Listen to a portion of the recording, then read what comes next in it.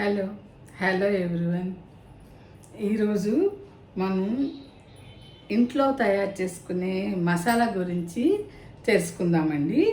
అంటే ఇది చికెన్లోకి, మటన్లోకి, బిర్యానీ చేసుకున్నప్పుడు ఆలు, వంకాయ ఇలాంటి కర్రీస్, వెజిటేరియన్ కర్రీస్ కూడా కొన్నిసార్లు మసాలా వాడతాం కదా. అలాంటి మసాలా ఇంట్లో చేసుకోవడం తెలియని వాళ్ళకి ఇది చాలా హెల్ప్ఫుల్గా ఉంటుందండి. ఇది నేను ఇంట్లోనే చేస్తాను ఎప్పుడు. అది ఎలా చేశానో మీకు ఇప్పుడు వీడియోలో చూపిస్తాను అన్నమాట. చూసారా, మసాలా ఈ కలర్లో ఉండి చక్కగా మనం గ్రైండ్ చేసేసుకోవచ్చు అన్నమాట. వీడియో అంతా మీరు చూస్తే ఆ కొలతలు, అది ఎలా చేశాను, వెల్లుల్లిపాయలు ఏ టైంలో వేసాను అనేది అంతా తెలుస్తుంది మీకు. ఇప్పుడు మసాలా కారం ఎలా చేయాలో, మసాలా కారం కాదండి, మసాలాని ఎలా చేయాలో చూద్దామండి. నేను 1/2 కేజీ ధనియాలు తీసుకున్నాను. దాంట్లో అంటే ఇప్పుడు ఆ డబ్బా కనబడుతుంది కదండి, బియ్యం కొలుసుకునే డబ్బా, దాంతో 2.5 డబ్బాలు వచ్చిందనమాట. దాంట్లో 250 లవంగాలు లెక్కపెట్టి వేశాను. 4 పెద్ద పెద్ద స్టిక్స్ దాల్చిన చెక్క ఉంటాయి చూసారా, అవి విరిచి వేశాను అనమాట. ఒక గుప్పెడు జీలకర్ర వేసి కొంచెంగా స్టవ్ మీద పెట్టి వేయించానండి.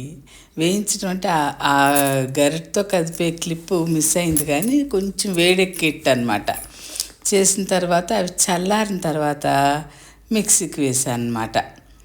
అయితే దాంట్లో ఇంకా కొంచెం యాలకులు, ఒక 20 గ్రాముల యాలకులు కూడా వేశాను. ఒక 2 పాయలు ఉల్లిపాయలేమో ఒలిచి అక్కడ పక్కన పెట్టుకున్నానండి. ఇప్పుడు ఈ మిక్సీకి వేసేటప్పుడు చక్కగా కొంచెం మెత్తగా పొడి అయిన తర్వాత, అంటే ముందే వెల్లుల్లిపాయలు అవి వేసేయకూడదు మిక్సీలో.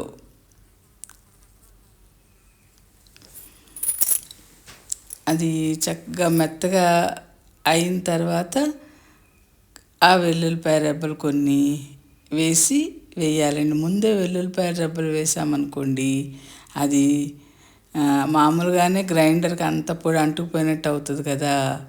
అందుకని శుభ్రంగా కదిపి మళ్ళీ ఒకసారి వేసి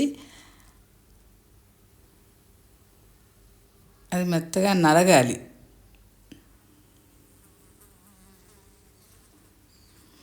దాంట్లో ఎక్కువ కాకుండా ఒక మొత్తం పొడికి ఒక 2 స్పూన్లు ఉప్పు కూడా వేసానండి గ్రైండ్ చేసేటప్పుడు. ఇదిగోండి, వెల్లుల్లిపాయలు ఈ టైంలో వేయాలన్నమాట, అది పూర్తిగా నలిగిన తర్వాత. లేకపోతే వెల్లుల్లిపాయలు తడి వస్తుంది కదా, సరిగ్గా పొడి అవ్వదు ముందే వేస్తే. అందుకని పూర్తిగా నలిగిన తర్వాత ఆ వెల్లుల్లిపాయ రెబ్బలు కూడా కొన్ని వేసి గ్రైండ్ చేసుకోవాలి.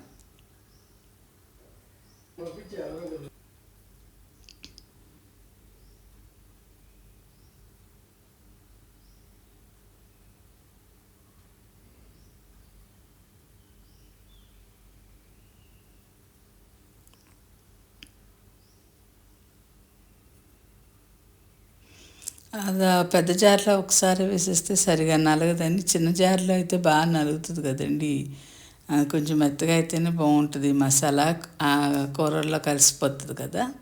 అలా 2-3 ట్రిప్పులుగా మనం వేయించుకున్న ధనియాలను బట్టి 3 ట్రిప్పులో 4 ట్రిప్పులో అవుతుంది, అలా వేసుకోవడం అనమాట. అయితే నేను మా అమ్మాయికి పంపడానికని కొంచెం ఎక్కువ చేశాను.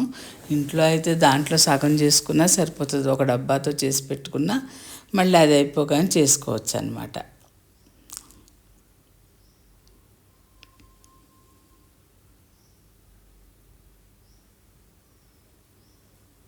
ఒక్కసారి కంటిన్యూస్గా గ్రైండర్ ఆన్ చేస్తే, అది మిక్సీ ఆన్ చేస్తే అది వేడెక్కిపోతుంది కదండి.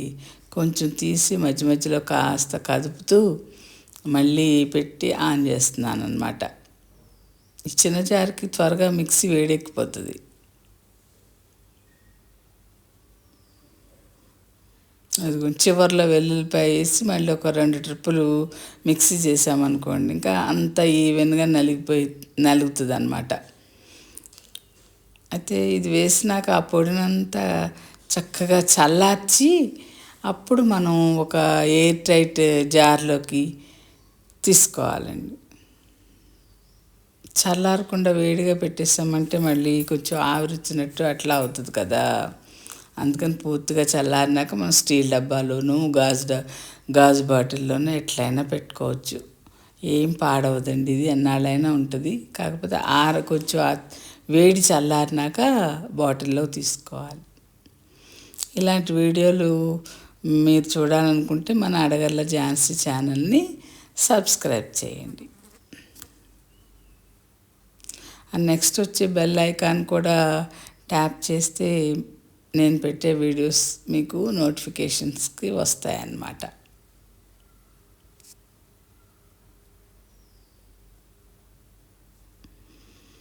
ఈ జాబ్ చేసే వాళ్ళకి ఎప్పటికప్పుడు ఈ మసాలా చేసుకోవాలంటే కష్టమవుతుంది కదండి. చక్కగా ఇప్పుడు పిల్లలందరూ జాబ్ చేసేవాళ్ళే కదా. ఇలా చక్కగా ఒకసారి శని ఆదివారాల టైంలో ఏదో ఒక టైంలో కాస్త ఓపిక చేసుకుని మసాలా పొడి చేసి పెట్టుకుంటే కొన్ని రోజుల పాటు చక్కగా వాడుకోవడానికి అవుతుంది అన్నమాట. దీంతోపాటు నేను తర్వాత మీకు కరివేపాకు కారం, పచ్చిశనగపప్పు వేయించి చేసిన కారం కూడా చూపిస్తాను. అవి కూడా చూద్దురు కానీ ఆ వీడియోస్ కూడా.